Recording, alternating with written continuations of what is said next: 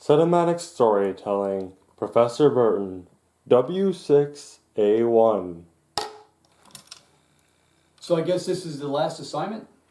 This is the last assignment, and it has some interesting components to it. Everything you've applied prevails, but you have to colorize and refine. So color is a big element. So you have this week to figure all that out.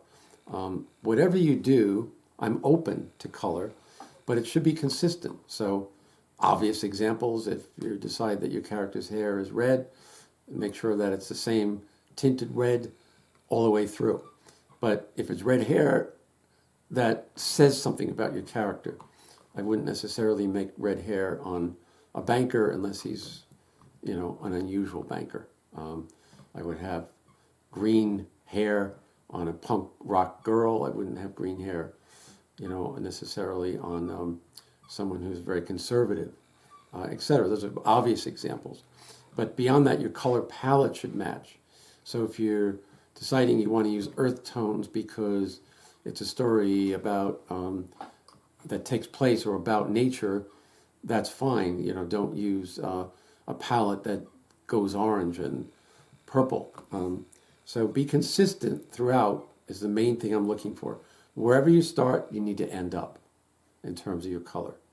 And you don't use pencils. You have to use a full digital color tool.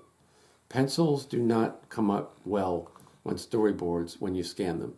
It has to be a digital pencil. What kind of programs do we use for that? There are a whole bunch out there. I don't care what you use. The most readily available is Adobe. But you can use anything you want. There are lots of them. If you're not familiar with that, you can download several types of programs that are available in freeware and make it simple.